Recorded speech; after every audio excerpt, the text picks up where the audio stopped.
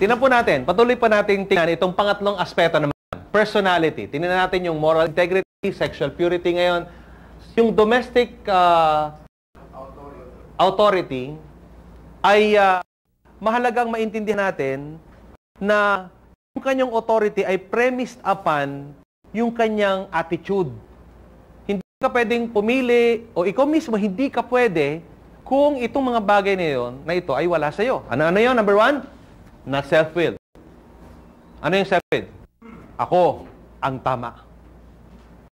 Sa totoo, sinasabi nun, ako lang ang may tama. Yun yung sinasabi nun. Ako lang may tama. So, mali, okay?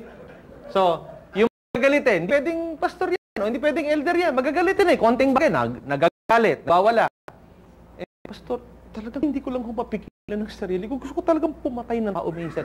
Hindi pwede nga Kahit na anong dami ng pera niyan, gaano kapopular, o gaano galing magturo ng Bible, kung magagalitin, negative. Hindi pwede. Alright? At kung kayo po yun, hindi rin kayo pwede.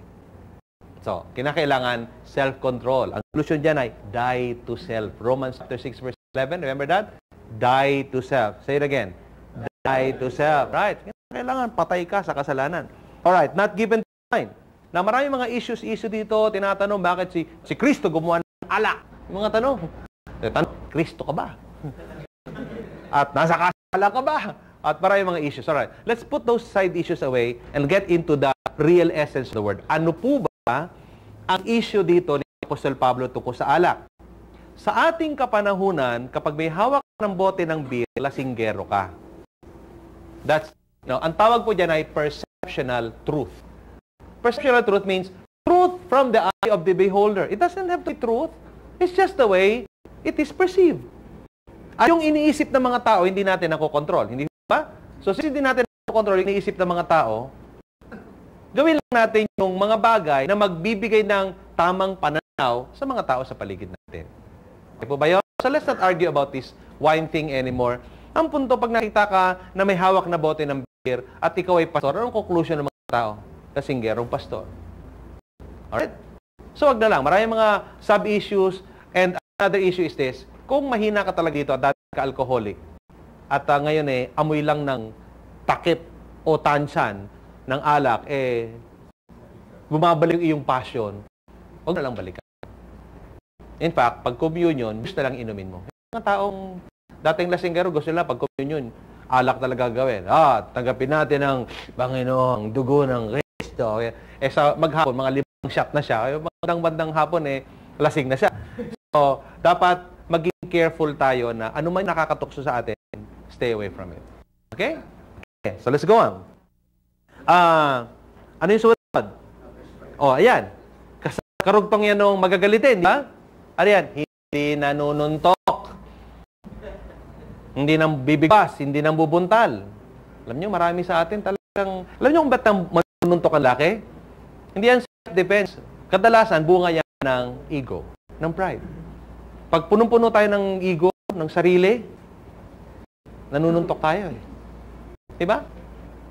Kung mga babae na nananabunot, ngungurot, at kung ano. Ano yung punto dito? The person should be able to exercise full self-control at all times. Bakit? Leader kasi siya ng Panginoon. Can you imagine? Nagsuntukan tayo sa harap ng maraming tao. Minsan sa church service pa, mga tao nag-aawa. Mga issue ng church split, awayan, bangayan, suntukan. And I've seen this really right before my eyes and I am so grieved. How much for the Holy Spirit? Diba? Parang yung dalawampas na tinutulungan namin, nagsuntukan, kagatan ng tenga. Oo, duguan nila yung isa. So sabi ko, ano nang problema ninyong dalawa? Ito ho kasi. Alam niyo yung ginawa nito? Bina-Bible study ko tong pamilyang ito. Alam niyo yung ginawa? Ano yung ginawa niya? Binautismohan ho niya. Hindi nga pa sinasabi ko mali yung umpisa Kasi dinominasyon yung utak niya Magparami siya Kung naisip mo lahat yan kay Lord, dalawa lang ang kategorya, lost and found, at tayong lahat, sang army, wala tayong away. Ngayon, akala natin tayo Jollibee o McDonald's, agpa ng customer. Pakisabi sa katabi, hindi tayo ganon. Ayan. Kung meron kayong ganang pananaw, naku, tigilan nyo na mali ang inyong lugar. Baka kayo ay salesman. At kayo ay merong franchise mentality. Kaya lagi magkaaway si Andos at saka si Baliwag. Si Max at saka si Aristocrat. Di ba? Si Jollibee at saka si McDonald's. Tigilan na natin yan. Hindi tayo ganyan. Tayo isang katawan lang kay Kristo. Tayo magkakapatid. Hindi tayo kaaway. Amen? O yan. Dilalakas lalo ang ating posisyon sa harap ng mga mamamayan ng mundong ito. Right? Let's move on and try to understand some more things. Ano pa? Not guilty of sordid gain. What does it mean? Ano ibig sabihin nito? Not a lover of money. Ibig sabihin, you can have no money and be a lover of money. Pwede ba yun? Wala kang pera, pero papagmahal ka sa pera. Pwede yun eh. Totoo yan eh. Dahil yung mga taong yung kanyang pagnanasa, yun. May tinanong ako sa isang babae kako, ano nung pinaka-importante sa inyo? Sabi niya, 3 bagay lang. Pera, salapi, at kwarta. Yung nga ba sinasabi ko eh. Kapag tayo ay nag-iisip ng pera, hindi tayo makapagtrabaho para sa Panginoon. Alright? Workers of the Lord, keep this in mind. God is your employer. Say it with me. Gawin natin personal.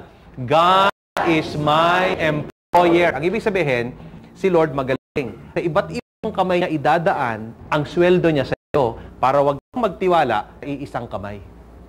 Isang A. Ayan. Kasi minsan, naglaglag dito si Mr. Milyonaryo, lagi na natin hinahabol si Mr. Milyonaryo. Sandali. Si Lord magaling ha. Pag ka magtiwala dyan, lalaglagan ka sa ibang kamay. At sa mga hindi mo inaasahang kamay. Nakaranas na ho ba kayo ng pagkakataon sa inyong buhay? Wala na kayong ulam, biglang may darating na pagkain? Kung hindi pa doon nyo ito naranasan, hindi ho kayo church planter. Lagi ko katanyan eh. Sasabi ko kay Pastor Ramil, kay Pastor Butch, and to all of the CPI team. Ito ay palatandaan ng mga lingkod ng Diyos. Mark natin yan. In fact, kung wala kayong masyadong maraming kwento sa buhay, mag-pray na kayo ngayon. Lord, bigay naman po ako ng mga kwento. Sapagkat ang buhay ng pamahayag ng salita ng Diyos ay nakadepende sa kwento ko. At tandaan po natin ito, ang taong walang kwento ay walang kwenta. Kasi ito, libro lang naman ito eh. Totoong salita ito ng Diyos, pero ang katotohanan nito, pagtotoo sa buhay mo. Amen? So, ang tanong, may kwento ka ba? Kung kulang, malaking ka ng marami pa. Amen? Alright, let's move on. Hospitable, ano yun? Dali na, di ba? Now, hospital. Hospitable, handang tumanggap, madaling makipagkapwa-tao, handang mag-asikaso sa mga bisita. Alright? And then, lover of good men. Lover of good men in a sense na pag nakakita siya ng good men o good things, sinusuportahan niya ito at lalo niya itong pinalalakas. Why? Because good men and women are your most valued possessions in the ministry. Or most valued items. There are the people that God has brought to your life para maging kapwa team member. Alright? Alright. Mental qualification, mental sobriety. Ano yan? Sober or sensible. Ano ito? Ibig sabihin, yung kanyang utak, yung kanyang nilaman ng kanyang kaisipan ay nalalaman ng mga bagay na ayon sa pagnanais o pagnanasa ng Diyos para sa bawat isa sa atin. Kadalasan kasi, meron tayong mga strongholds. Alam niyo yung strongholds? Sabi ni Apostol Pablo na we have to pull down all strongholds and every imagination that makes itself higher than the power of God. Alam po ninyo, ito kadalasang biktima tayo madalas ito eh. Yung mga tao, hindi sensible enough to discern good from evil. And so yung mga tao natin, pulot ang pulot, ng kung ano-ano mga bagay. Hindi tayo discerning, nakakapasok ito sa ating mga local churches. That's why we need to be sensible. I'll expound more on that as we move to the next one. Alright? Let's look at the next one. Ano yung next one? Just, holy, temperate. You see that? Just, holy, temperate. Ano yung just? Just. Ano sa Tagalog yan? Makatwiran. Makatwiran. Alright? Ibig sabihin, makatwiran siya. Hindi siya nawawala sa katwiran. Ano yung katao nawawala sa katwiran? Dito ang katwiran niyan. Kaya lang naman ako nagalit. Hindi nagalit ako eh. Magalit ba kung hindi ako nagalit? Ha? Kita na, may diferensya na agad. Walang katwiran. Ang tao na laging sinisisi ang ibang tao dahil sa mga bulok na ugaling lumalabas sa kanya, ay isang immature at irresponsableng tao. Hindi mo pwedeng sabihin, tinukso po ako, kaya ako'y natukso. Siya nga, pwede namang hindi. Yung tao sabi, kaya lang ba ako nagalit? Ginalito ako eh. Magagalit ba ako hindi ako ginalit? Kaya ako nagalit kasi ginagalito ako eh. Gano'n. So ano ka? Uto-uto. Tuwing may gagalit sa'yo, magagalit ka. So practice muna tayo. Anong gagawin mo kapag ikay ginagalit? Huwag magalit. Sabay-sabay. Anong gagawin mo kapag ikay ginagalit?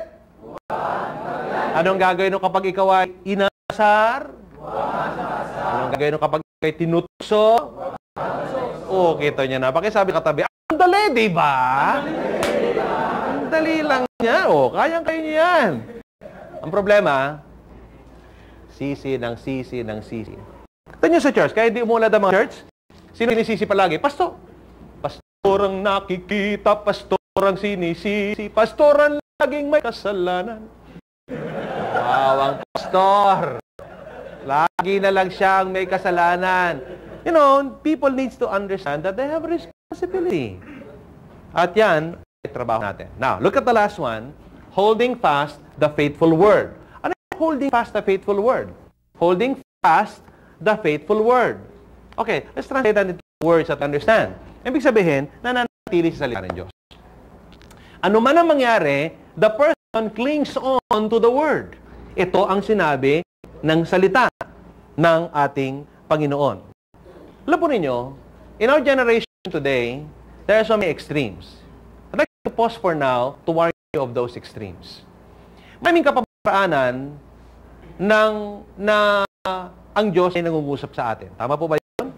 In the Old Testament, we find that there were audible voices. And some people in our generation also claims to have heard audible voices of God. But you and I know, tagal na po kayong Kristiyano, that God doesn't always speak from His audible voice. Tama? But God surely speaks through His Word. Okay, that's true. Totoo yan, di ba? God also speaks through godly men and women who have mastered the Word and mastered the art of obeying God. Those who have heard and obeyed are now able to share with you principles from the Word. Hindi ba? God also gives you divine revelation. Sometimes, there's a personal impression inside. That's why we hear some people say, nagsasabing, God told me, God told me, and sabi sa akin ng Panginoon.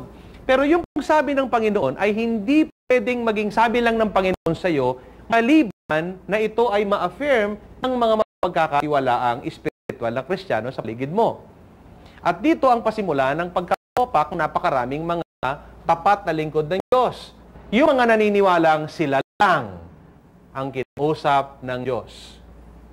Ito ang pitfall ng mga dating dakilang lingkod ng Diyos. At kaya sila'y nalagag dahil akala nila Diyos pa rin yung kanilang narinig. And that is a warning for us. Ano ang dapat nating gawin sa ganito mga pagkakataon? Meron po akong ilang mga conclusion. Dito sa mga kaibigan natin na dating tapat na naglilingkod sa Panginoon, pero since they did not hold fast on the faithful word, they were not able to finish the race. They have somehow stopped, rested, and some people have probably died, not finishing the race. So mahalaga po na tayo ay maging sensitibo. Ano-ano mga problema? Number one, akala nila lahat ng naririnig nila ay galing sa Diyos. Akala lahat ay sa Diyos. Number two, lack of accountability. Lack of accountability. Walang mga tao na pagsasabihan ng kanyang mga narinig. Hindi ho ba? Okay? Pagtapos, pangatlo dito ay misconception about God's dealings with our lives. Ang tingin natin sa ginagawa ng Diyos sa ating buhay ay parusa imbis na pagsubok. Maling pananaw eh. At pinakamalala. Kapag mating yung mga season sa buhay ng mga tao na tila bagarhimik ang Diyos. I don't know if you've gone through this, but I'm gonna flash warning signals to all of you. May mga tao na napakagaling, nag-aaral, na maging mapanuri, naging mapag-aral, and all of these things, naging scholar, ika nga ng Bible. And sometimes, all of a sudden, boom, he meets God in a special way. He listens to God. And then, there's some kind of a movement element inside the body. Hindi ba? Para may mainit, may malamig, may trembling, nanginginig, umaatunga siya. And this close experience, God, is so beautiful. Have you gone through that experience? Yung, sarap, nagtatangs ako, may mga vision, may revelation. Now, this is the elementary stage of your Christian life, where God really embraces you and enables you to feel His presence. But let me warn you, hindi po ito palaging nandiyan. Parating ang panahon na hindi mo na ito mararamdaman. Dito, ipinanganak ang maraming nagkakadiferensya sa utak. Dahil hindi na, nagkasalita ang Diyos, season na yon. Akala niya, lahat ng naririnig niya ay galing pa sa Diyos. So, ano nangyari? Na-disgrasya siya. They begin to spiritualize things. Yung kanyang binabasa, ini-spiritualize na niya. Merong sabing ganito, they who spiritualize tell spiritual lies. They who spiritualize tell spiritual lies. Because they do not have spiritual eyes. Now, these spiritual eyes is not only from you, it is through the help of other people.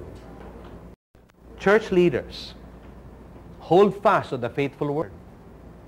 At times na tila hindi mo na narinig ang Diyos, tila nag-iisa ka na. Continue to hold fast on the faithful word. Why? Because if you don't, you are going to start inventing your own religion. So picture this. Una, eto si kapatid, nag-aapoy, di ba? He begins to run, takbo ng takbo, bababam, malehas dito, doon, galing dito, tumba doon. Tumba lahat ng tao, isang buga lang niya, hindi bumahinga, buga. Okay? So, ano nangyari? Since he saw God begin to manifest power, pagbato niya ng Amerikana, tumutumba lahat ng tao, lahat ng hinipa niya, bulagta lahat. Wow. Ang sunod, he begins to rage. Run and rage. He begins to get on fire. And he hits the wall. He bangs into a wall. Bakit? Iba na yung kanyang pananaw sa normal na pananaw ng marami. Right? Kung ano na kanya nakikita. Kaya na niya kausapin lahat ng anghel. May pala lahat ng anghel sa kanyang paligid. At pag nagpipray siya, tumitiwag siya, mubula ang bibig niya, gumagapang siya, sa kisame, sa pader, at lahat kagawa niya, di ba? So, overacting na siya. Then, as he hits the wall, he retreats. Mali yun na. Two things can happen in the retreat. Either you return or you retire. When you get into that event, retreat to return. Because that's the learning process. You know what I mean? Yung mga umattend sa inyo ng prophetic seminar, pag uwi nyo, prophet na kayo. Yung umattend ng mga, kung ano-ano mga seminar, pag uwi nyo, gano'n na kayo. Di ba? Umattend ka ng apostolic conference, pag uwi mo, ayaw mo na patawag ng brother, gusto mo, apostol. Iba ka ng dating. Tinopa ka na. Ano nangyari sa'yo? So, ano yung sabi doon? Retreat. To return. Pero bago ka mag-return, recharge ka muna.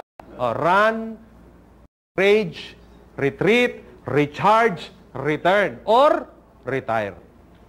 So, ang tanong sa ni Lord, rest or rest in peace? Pakisabi sa katabi, relax lang kasi.